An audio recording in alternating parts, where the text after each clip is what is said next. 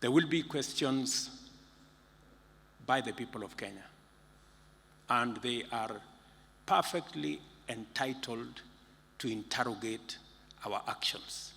We must work in such a manner that we can answer every question. For example, I am very happy that when the opposition is asking us about the G2G petroleum engagement, we can confidently tell them all the documentation is public. All the agreements are public. And I can say without fear of any contradiction that this whole exercise, before even I took the oath of office, the leadership of all oil marketers came to see me, and they were stranded, looking for dollars from corner to corner. In fact, there was stock out in many parts of Kenya.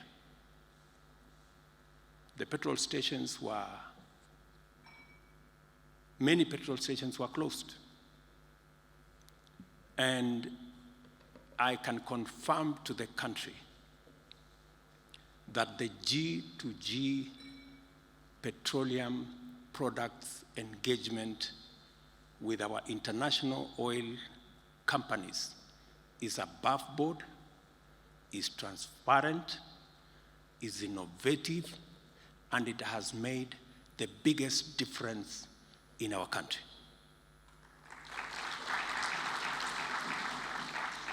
If we hadn't been innovative, we would have driven the country in the direction that was going then, of more subsidies, greater debt, more confusion, and the whole of that space. Let me say this for the record, confidently for the record, that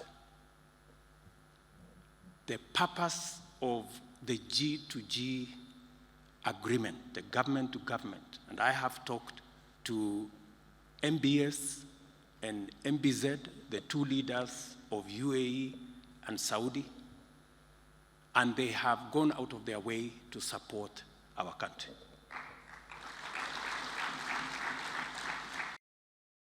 The success of each and every one of us is going to be our collective success. And the failure of any one of us here is also going to affect our overall success. So we need to make sure that we carry everybody along, we support one another, and we make sure that each and every one of us succeeds. It is my intention to support each and every one of you in whatever it is that you are doing. I am available for consultation. I am available for advice. We can share ideas, and we can consult on many of the issues that come your way as you discharge your mandate in the state departments that you run, in the ministries that you are charged with. Public participation now is not just a sterile provision in the Constitution. It is a live instrument of governance. And therefore, whatever it is that we do, because ultimately it's about the people, we must get the people to speak to it.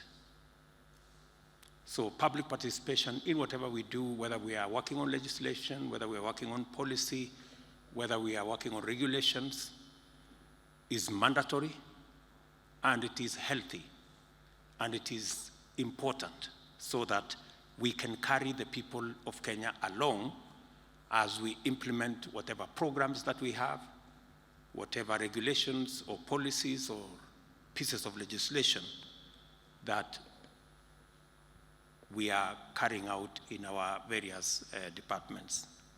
to follow through some of the decisions that we have made, some of our programs, and to make sure that our manifesto becomes the single guiding instrument of governance that we have, especially when we are running government programs.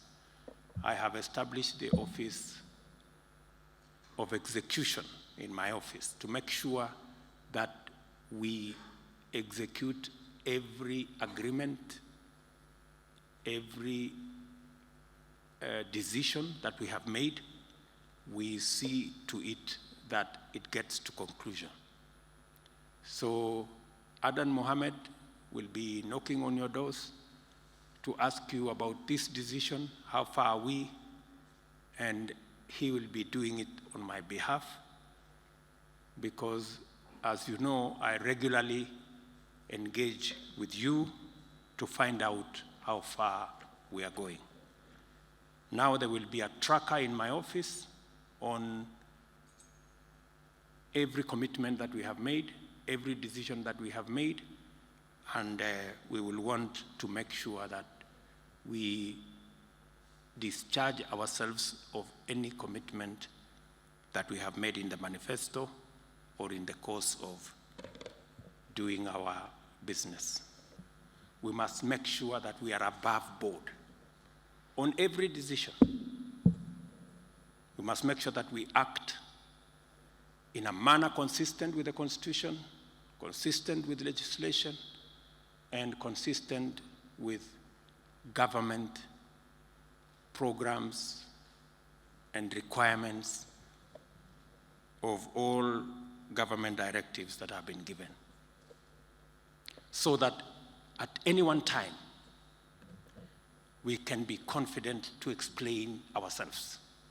Whenever called upon by Parliament, whenever called upon by other agencies, you should be able to step forward, provide information, speak to the issues, confidently knowing that we are doing things above board because we respect the Constitution, we are a constitutional government, and we are a country firmly rooted in the rule of law. The purpose of government in that agreement, in that MOU, is not so that we sell oil products. The only purpose of government is twofold. Number one, to guarantee international oil companies that they can extend product to Kenya for 6 months, and that after 6 months, we're going to pay. And we have kept our part of the bargain. We have made sure that they are paid their money by the oil marketing companies in Kenya. Number two, we gave them the guarantee that dollars will be available for them. The government of Kenya was going to make sure. We have made sure that that is the case. The rest is private business. The international oil companies sell fuel directly to oil marketers in Kenya. The government of Kenya is not a broker. The government of Kenya is not in between. So the entire process is private sector led, private sector driven between international oil companies and our oil marketing companies in Kenya. Our business as government is to underwrite that this transaction will not go haywire, that the credit facility extended to us, the government of Kenya, will backstop. And it is not for me to say it is working or not. I want to challenge the speculators and the agents of the cartels to go and speak to the oil marketing companies in Kenya, to go and speak to the players in Kenya, instead of the speculation, rumor mongering, scamming that is going on. I want to assure them that the fishing they are doing for a scandal in this administration, they are not about to succeed. They can speculate, imagine, dream about a scam. That is how far they can go. I am very clear in my mind, and I want to tell the country, we will make sure that we do the right thing for Kenya. We will live within our means, and we will make sure that we transform the country in a manner that our nation becomes sustainable. I had many people discussing about the dollar compared to the Kenya shilling. I am not going to do what was done the last 2 years, to use our foreign currency, close to $2 billion, to keep an artificial rate of the Kenya shilling. It has costed us an arm and a leg. That we will not do. We will make sure that this is a liberal economy. We will do what we have to do to export more, to export labor, to export more products, to manufacture more, so that we can strengthen our shilling. We are not going to strengthen our shilling artificially by propping it up using our foreign currency reserves. That is why we are in the kind of challenges we are. So, our friends on the other side had better be ashamed of what they are saying, because we are simply cleaning their dirt. So, but, you know, even as I say this, we encourage every Kenyan to hold us to account. When you speak what is right, we will appreciate, we will take the lessons. When you speak rumors, we will call you out.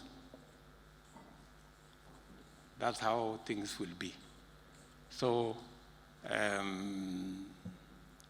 good people, let us,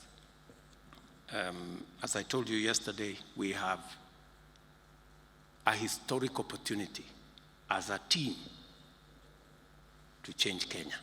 And I am very confident that changing Kenya is within our reach. We just need to work together. We just need to be consistent. We need to persist. And we need to make the right decisions always.